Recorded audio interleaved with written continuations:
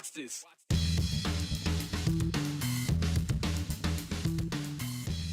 Just into the newsroom a short time ago, we want to tell you this. Idaho's new abortion ban will be on hold for a bit longer. Just today, the Idaho Supreme Court denied a motion by the Attorney General's office in which they asked the state to allow the law to take effect as a lawsuit between the state and Planned Parenthood played out through the court system. The law, previously known as Senate Bill 1309, would ban abortions after 6 weeks and allow immediate family members of both the mother and the father to sue a doctor should an abortion be performed. This would include cases of rape and incest. But again, that will remain on hold for the foreseeable future. And a happy Friday. Let's get to business here. All right, we're thrilled that we made it to the end of election week. Congratulations to all of you. We're going to have some fun on this Friday over the next 30 minutes. But first, we do want to bring up a serious conversation going on in communities across our country. In recent months, we've had several high-profile stories about college athletes taking their own lives. It's tragic and devastating to read these stories, but we cannot ignore the core issue here, mental health. And mental health is an important thing for all of us to be talking about. Don't get me wrong here, but let's focus on college athletes just for now. You know, those students are just that, students, but they also take on high-pressure roles in athletics while also balancing everything else that comes with the college experience. And talking about mental health with college-age students can be tough, but that conversation is front and center at Boise State, and it has been for the last several years. The student-led program, BroncoBOLD, launched in 2019, and it's designed to spotlight mental health among athletes, coaches, and staff at Boise State within the athletics department. And the program is led in part by Boise State Athletics Director of Athlete Performance and Psychology, Stephanie Donaldson. And BroncoBOLD focuses on 3 major areas of mental health in the mental health conversation: reducing stigma, raising awareness, and cultivating resilience. We wanted to highlight the important conversations at Boise State because we think it's really important and we think it's a crucial conversation. So we sat down with Stephanie Donaldson earlier to talk about those tough conversations and how Boise State is addressing mental health head on. BroncoBOLD is our student athlete initiative for mental health and suicide awareness and prevention. And so it's truly a student athlete led initiative, and it's based on education, prevention, building awareness on our campus and also our community, and just really opening the conversation about mental health and creating an open narrative where we can talk freely and really normalize those conversations. I was a student athlete in college. I swam a very long time ago, and I definitely struggled with my mental health, but it was a time that we didn't talk about it. And so I fortunately, at the time I thought it was unfortunate, but I had a coach who made me go to counseling, and he said, you gotta go. And so I begrudgingly went, and I thought at the first part of it, this isn't working, I don't like this, but eventually I found someone who it was life-changing. It made a huge difference in my life, and so that's the reason why I do what I do today,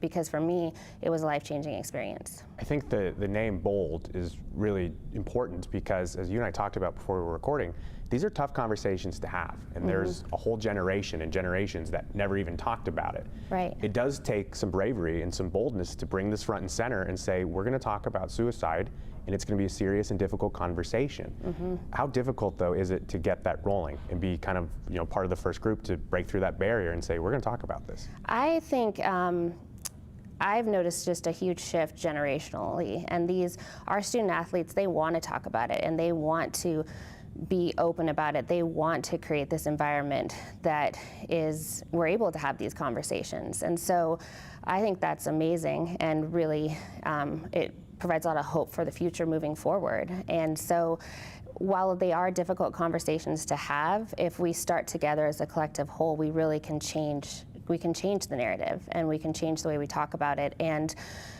we can create an environment where people don't feel like they're so alone, because so often, especially recently, the student athletes who have died by suicide, to the outward world, they seemed happy. Teammates, coaches, everyone said they were excited about life. They had future plans, and no one saw the warning signs, and sometimes we miss those warning signs, or there are no warning signs. And so really, by opening conversations long before it gets to that point, we've created doors and avenues that can be opened to get help and to talk about it. What's the experience been like for you watching this from the inception of it to where we are today? Has it become easier to have those conversations, or is it still remain as difficult as it was at the beginning? That's a great question. I think it has, we've been moving forward. It has become, I don't know if easier is the right word to say, but it has become more prevalent.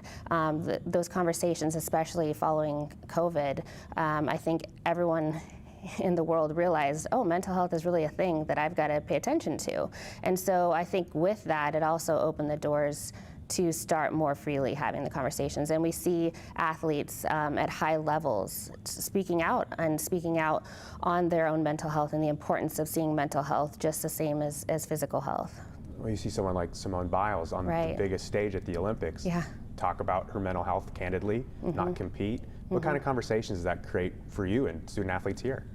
I think it really helps not just the student athlete be able to talk about it, but someone maybe who's never even involved in athletics, because you see someone who is at the top of their sport, the elite of the elite, who we think of as someone of being so strong physically and mentally, and if they can talk about it openly and then they can express, hey, I've struggled, there creates a lot of relatability there, and it helps other people to be vulnerable and to say, hey, if they can be struggling, then it's okay if I'm struggling too. The Broncos Bold team has some great resources and info on their website for student athletes and the community in general. They work with the community as well. It's not just about the athletes. And we're going to link those resources to our website, ktvb.com, in this story. And very importantly, if you or someone you know needs help, please, please, please reach out to the Idaho Crisis and Suicide Hotline. That number is on your screen right now. You can call or text anytime. Of course, all calls and texts are anonymous and confidential. Well, staying with college sports, the Broncos have been the official mascot of Boise State since the early 1930s. A pair of players on the Broncos' very first football team are to thank for that. Preston Hale and Owen Sprout said at the time there were no other teams with the Bronco mascot or schools with a blue and orange color combination, so they decided to become the first in the nation. And that was back in the 1930s. Let's fast forward about 80 years when the Treasure Valley opened its very first community college, the College of Western Idaho. And for the first 10 years of the school's existence, they didn't have a mascot. In fact, they didn't even have their own campus. The school was actually housed on the Boise State University campus in Nampa. When they moved in, several Boise State Bronco logos were left behind. So someone decided to put some horns on there, and then they called them the Bronco corns or the unicorns, or later it really morphed into Sparkles the Unicorn, as Brian Holmes told us famously about a few years ago. Yes, that's right, Sparkles the Unicorn. And Sparkles was accompanied the school's award-winning debate team to a major championship in December of 2019. Now, the CWI Board of Trustees decided that they needed a real mascot, because I guess unicorns aren't real. And after gathering feedback from the community, they decided on the Otters, an ode to former Idaho Governor Butch Otter. Now, 2.5 years later, the school is almost ready to show off its logo, but it needs a little bit more input, and that's where you come in. We've got a link to the school's design and name survey in the story right now at ktvb.com, so you can log in and take a look as we're talking through this. You can help them choose between the name for their mascot. Here we go, River the Otter or Rio the Otter. And there are also two design options. You see, the left and the right, slightly different. We're split here on the 208 about which design we like more. I'm on team on the right side over there. And you can take that survey through next Friday. But whatever you choose, here's what we'll say, go, go Otters. This past Tuesday was the election, as you already know. So this week caps off a wild run, as we'll remember it as the 2022 May primary. And we really do appreciate that you followed the road to the primary with us over the last 18 months, joining in on the conversation daily here on the 208. But before we put the primary election behind us, we have one loose end to tie up. Folks, roll the tape. Ah, yes, a beautiful Friday, the Friday after the election. How about this? No more TV ads. We're going to take some time off from politics. Just one final thought, though, just a reminder, you can come pick up your signs. If you're a politician and you put up any signs anywhere across the Treasure Valley, it's okay. You can take your signs and bring them home. They don't need to be up anymore.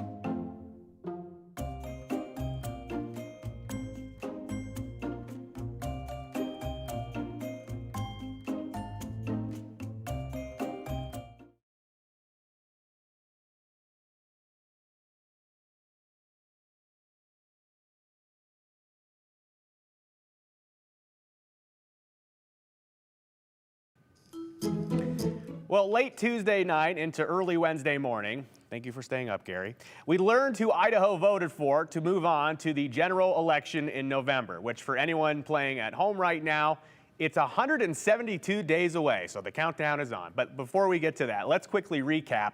At the state level, we know there will be at least 4 new people in power for those statewide offices, and that includes a new Secretary of State, Attorney General, State Superintendent of Public Instruction, and Lieutenant Governor.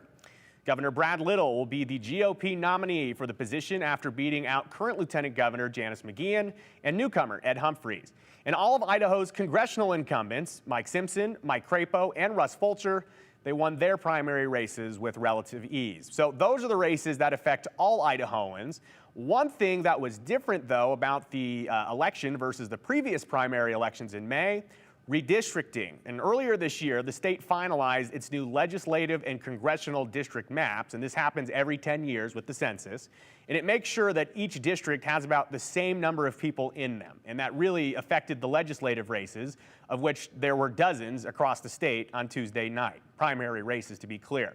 We actually got a question about some of those races Tuesday night, asking why did we not talk about every single race? Well, to be honest with you at home, we'll be transparent, there are too many to cover for one half-hour show, and with so many legislative districts in our viewing area, we would have had to cover them all. We don't want to just pick and choose. And because all 105 seats in the legislature are up for election this year. But let's quickly recap what happened with some of those major races. 15 incumbents lost, and while 40 races had no incumbent, either because of redistricting, or retirement, or the incumbent decided not to run. And come January, we know the State House will look very different. Now, several of those races were decided by 50 votes or less, and we know of at least one recount effort underway. That's in District 9 between incumbents Scott Syme and Judy Boyle, who were only separated on election night by 6 votes. Now, Syme is a member of the powerful budgeting committee, also known as JFAC. Should he lose his recount, that would make for 8 of the 21 members of JFAC who had lost a bid for re-election this year. And a number of committee chair positions were also lost as well. In total, we will see at least 32 new lawmakers in the Idaho State House this fall, and likely more than that after the general election. And after Idaho's 35 districts, 20 will have at least one new face. We got a lot of questions during and shortly after the election, too, from you at home, like this one from Gary.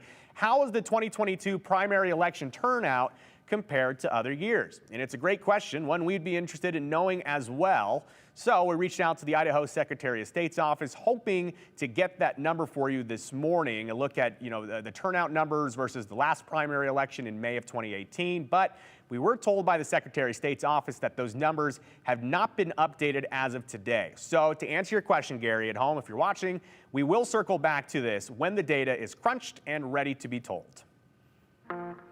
Well, if you were with us just a few minutes ago, we aired a very nice public service announcement, mostly directed at the Idaho politics world.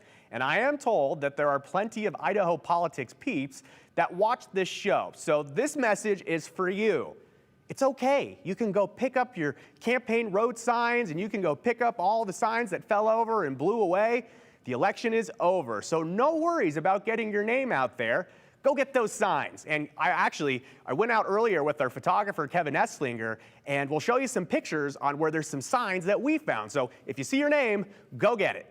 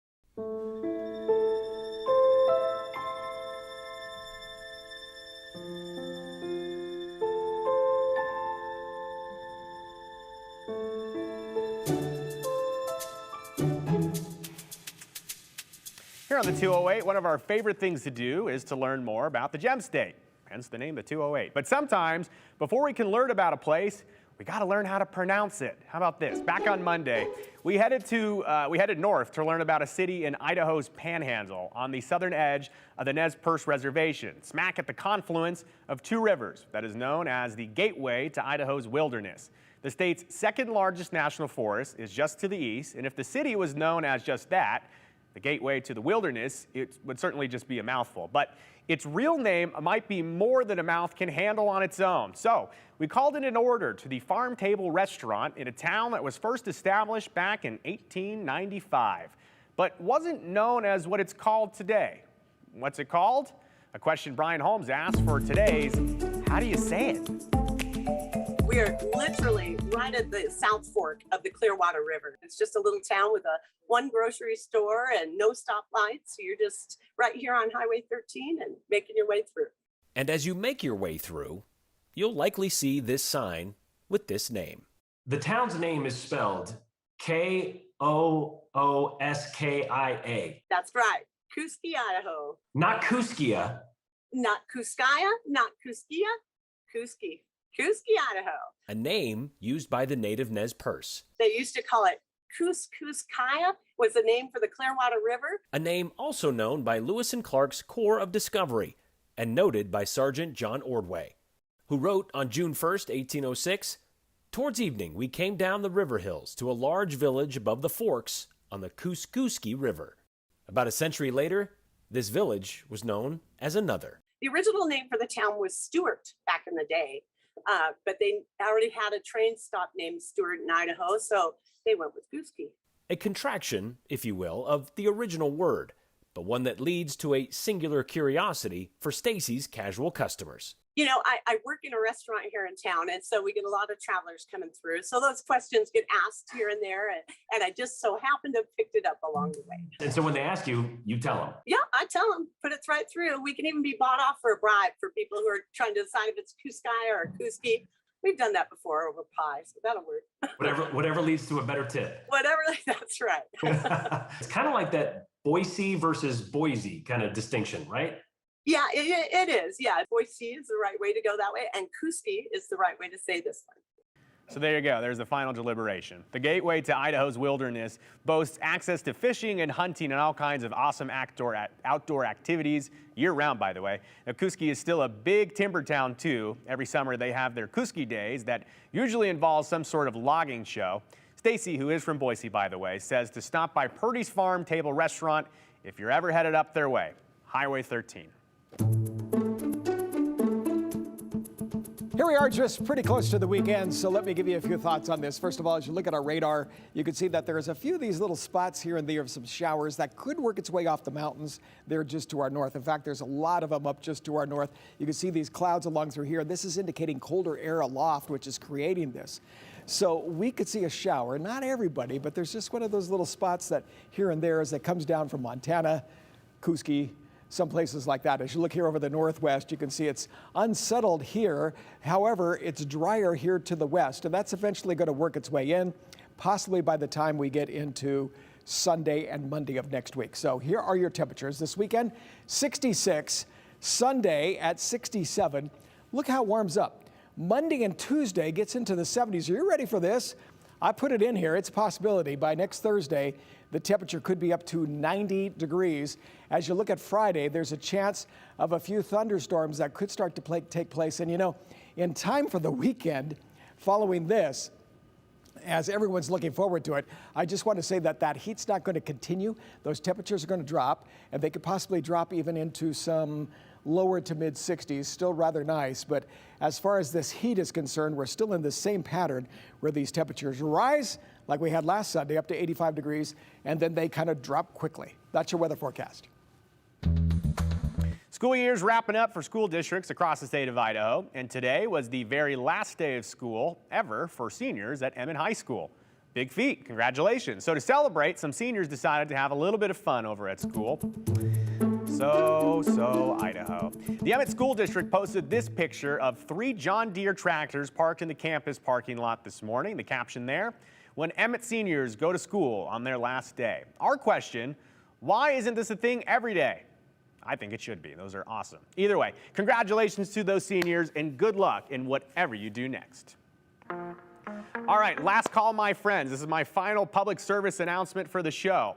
If you are a politician or you worked for a campaign, the good news is that May 17th passed, so you can take down all the election signs on the side of the road, taped to the side of the highway, wherever you put it out. And we really want to help the politicians out there. We really want to help you out. So we ran around the Treasure Valley, the Boise area today, and we took some pictures to show you where your signs are. So in this next segment, if you see your sign, you recognize the area, go pick it up. Roll the photos.